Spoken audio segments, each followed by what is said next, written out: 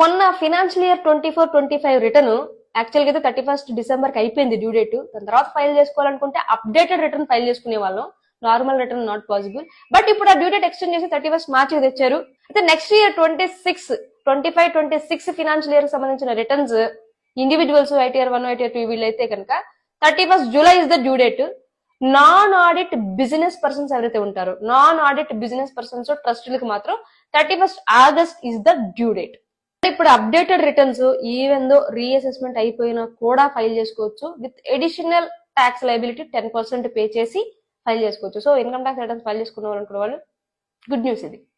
ఈ LRS scheme లో ఉండే overseas tour package, medical expenses, education expenses దాని మీద TCS పర్సెంటేజ్ అనేది తగ్గించారు. ఇది కూడా గుడ్ న్యూసే. ఇదివరకు 5% ఆర్ 20% ఉండేది, ఇప్పుడు దాన్ని ఫిక్స్డ్ గా 2% తీసుకొచ్చారు. Good news. ఎప్పటి నుంచో ఒక డౌట్ ఉండేది, ఈ మ్యాన్ పవర్ సర్వీసెస్ ని ఏ కేటగిరీ కింద కన్సిడర్ చేయాలని. ఇప్పుడు దాన్ని రిజాల్వ్ చేశారు. ఇప్పుడు కాంట్రాక్ట్ సర్వీసెస్ కింద ట్రీట్ చేసి 194C సెక్షన్ కింద 1% ఆర్ 2% TDS అనేది కట్ అవుతుంది. Depends on individual, HUF, partnership, company, దాన్ని బట్టి 1% ఆర్ 2% అనేది ఉంది. ఈ మోటార్ యాక్సిడెంట్ క్లెయిమ్స్ ఏవైతే ఉంటాయో, వెహికల్ యాక్సిడెంట్ క్లెయిమ్స్, వాటికి గాను కంపెన్సేషన్ ఇస్తే there is completely exempt. TDS, TCS లాంటివి కూడా ఉండవు, ట్యాక్స్ కూడా పడదు. ప్రాపర్టీ పర్చేజ్ చేసేటప్పుడు TDS కాన్సెప్ట్ అనేది ఒకటి ఉంటుంది.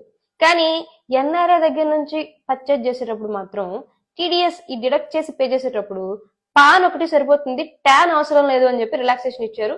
రీసెంట్ గా బైబ్యాక్ స్కీమ్స్ బాగా పెరిగాయి, అందుకే అనుకుంటా ఇప్పుడు బైబ్యాక్ మీద అడిషనల్ టాక్సేషన్ ఆన్ ప్రమోటర్స్ 30%